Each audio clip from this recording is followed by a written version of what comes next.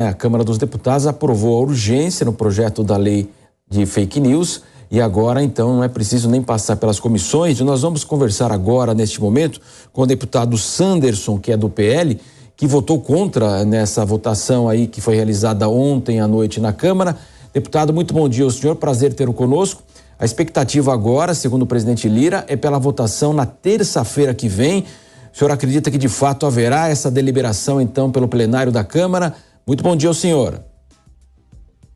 Bom dia. Pois é, ontem nós enfrentamos aqui uma discussão bastante acirrada, porque o tema é um tema complexo, né? Decidir entre penalizar fake news e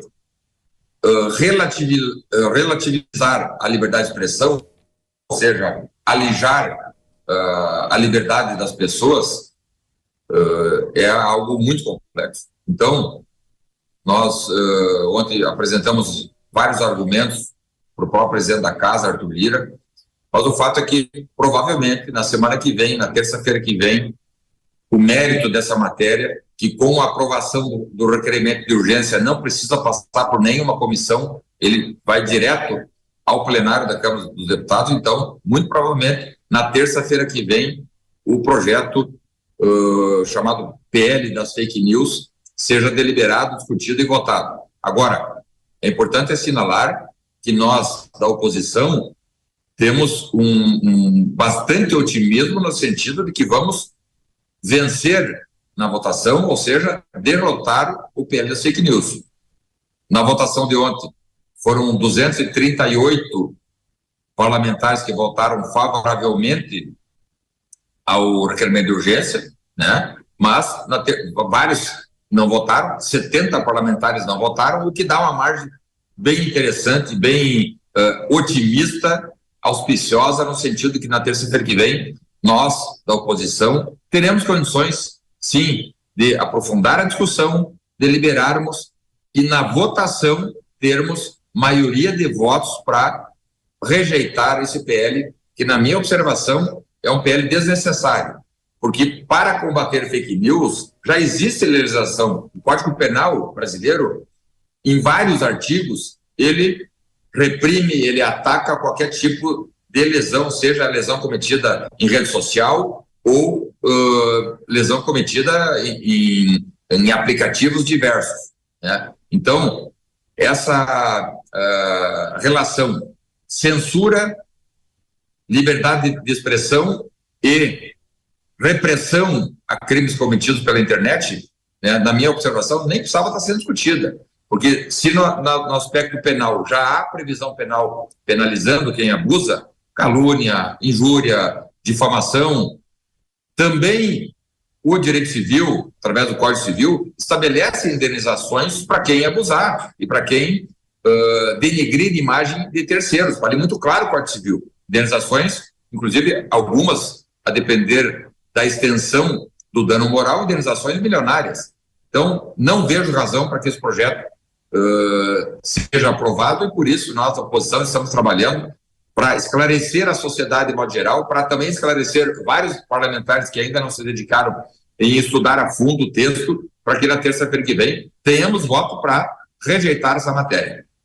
Deputado, agora a pergunta do nosso comentarista Diogo Schelp.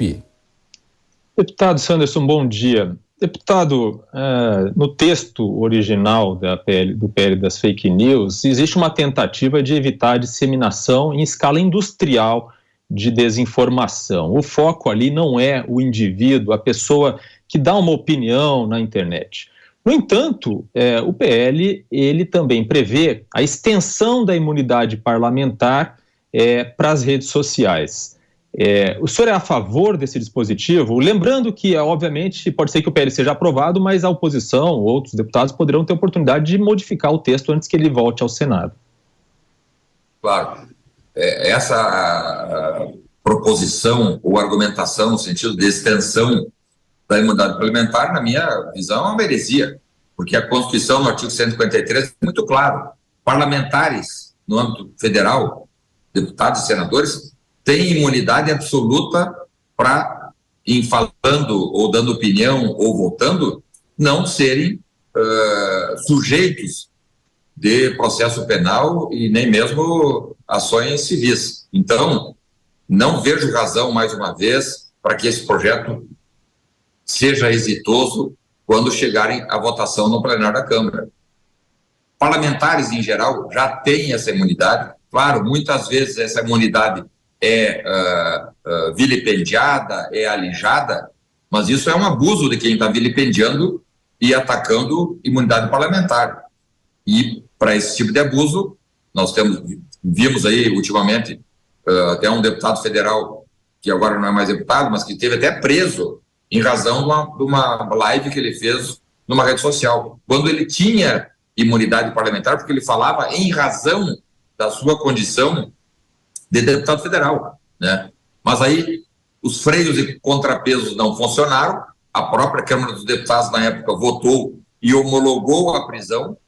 Então, a Câmara dos Deputados, na época, claro, não com meu voto, mas tivemos aí 133 votos apenas contrários à prisão de Daniel Silveira na época, mas a Câmara dos Deputados anuiu com aquela ordem de prisão do STF contra o parlamentar em pleno exercício da sua função, né? Eu, sinceramente, Shelby, vejo que essa matéria é inoportuna, inconveniente. O esforço que o governo Lula, o esforço que o ministro Flávio Dino, eu vi agora até o esforço do ministro-chefe da CGU, dizendo que esses abusos têm que ser reprimidos e, para isso, a legislação tem que ser modificada. O Código Penal já tem previsões, já tem imputações penais para quem comete crimes de toda sorte, atacando a imagem das pessoas. Como também, como eu disse, na esfera civil, qualquer tipo de dano moral, dano material, de ataque à imagem de quem quer que seja, já pode ser hoje corrigido através de uma ação judicial de indenização. Então, não vejo outra mensagem que não seja a de atacar a liberdade de expressão, impor censura, criando inclusive uma agência autônoma dentro do Poder Executivo para ser uma espécie de agência censora, como nós tínhamos lá até 1988.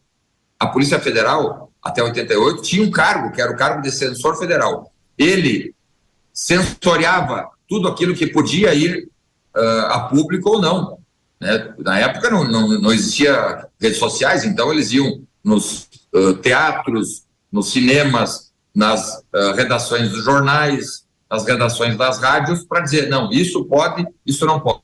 Então, 35 anos após essa evolução, nós vamos agora evoluir para voltarmos a ter censura. Não, isso é um retrocesso que a sociedade brasileira não quer e nós, parlamentares aqui, não vamos permitir.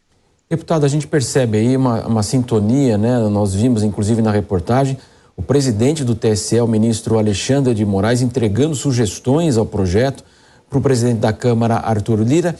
Haveria uma sintonia hoje entre o TSE, o Supremo, em relação à Câmara? Pois é, essa sintonia não pode haver, porque quando o magistrado sai da esfera da magistratura, né, e entra dentro do parlamento, ele, de qualquer maneira, já está se colocando como alguém suspeito de até julgar uma ação que lá na frente pode vir a aparecer dentro do TSE, como também dentro do STF, né? Não vejo como salutar essa simbiose, essa relação de um magistrado com o parlamento.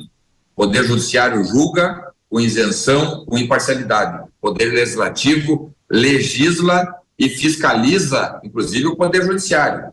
Então, não vejo com bons olhos, né? Acho que isso aí dá uma mensagem muito ruim de fragilidade do sistema de freios e contrapesos, de independência dos poderes, da autonomia do Poder Legislativo. Eu não lembro de ver algum deputado federal, algum senador, ir lá no STF, no TSE, para dizer como o ministro vai fazer seu voto, ou como ele vai decidir num processo X. Então, por isso, não compreendo, não aceito e acho ruim para a democracia quando um magistrado vem dentro do parlamento, né, para dizer como os parlamentares devem proceder. Diogo Schelp. Deputado, a gente sabe que o projeto é de autoria do senador Alessandro Vieira, chegou à Câmara dos Deputados, onde tem a relatoria de Orlando Silva. Orlando Silva tem sofrido pressões aí por parte do governo para fazer alguns acréscimos ao texto desse projeto de lei. Uma das novidades nas versões mais recentes do texto é uma exigência para que as plataformas digitais tenham mais cuidado, um elevado grau de privacidade, inclusive, e uma restrita utilização dos dados de crianças que usam as redes sociais. O senhor é a favor desse ponto específico para que as plataformas não abusem da invasão de privacidade e da exploração de dados das crianças que usam as redes sociais? Olha, eu fui verificar mundo afora, e não localizei nos países democráticos esse tipo de censura junto às plataformas, né? Quem deve fazer esse controle, essa fiscalização junto às crianças são os pais. E aí, claro, há um distanciamento dos pais no acompanhamento. Isso aí é uma realidade. Eu mesmo sou pai de 2 filhas e sei que muitas vezes esse acompanhamento deveria ser muito mais próximo, muito mais a miúde, e por uma série de razões, do pai trabalhar, da mãe trabalhar, de saírem cedo de casa e voltar tarde da noite, acaba que essa realidade atual do mundo odierno alijou esse acompanhamento. Então, não acho que o Estado, né, ir lá e determinar aos aplicativos como eles devem proceder vai ajudar a melhorar o acesso qualificado das crianças a uma série de plataformas. Não é por aí que nós vamos trabalhar. Nós vamos melhorar isso com campanhas de esclarecimento, melhorando a educação, retomando essa relação mais próxima entre pais e filhos.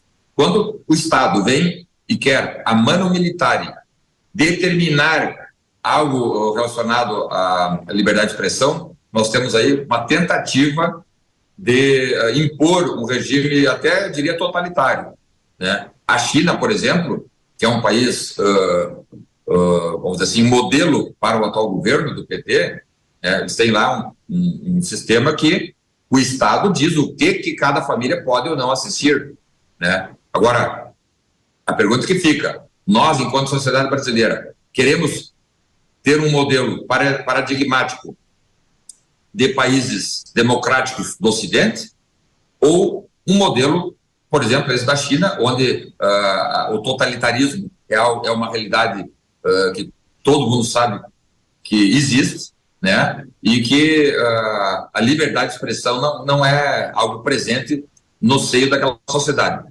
Eu acho que a sociedade brasileira terá o equilíbrio e terá a sabedoria para enfrentar essa nova realidade, né? Vimos aí agora ataques às escolas, né?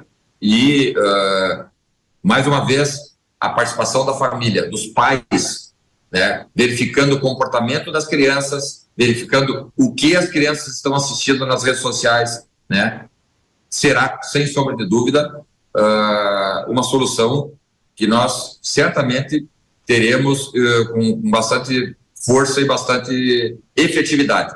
O Estado dizendo como nós devemos agir dentro das nossas casas, certamente não vai atingir o seu resultado, a não ser, né, enquadrar politicamente, doutrinar politicamente, de acordo com as ideologias do governo de turno, no caso agora o governo do PT. Muito bem, conversamos com o deputado Sanderson do PL do Rio Grande do Sul para falar a respeito da tramitação do projeto das fake news. Deputado, prazer tê-lo conosco aqui na programação da Jovem Pan. Obrigado, um abraço para vocês. São 11h06 agora.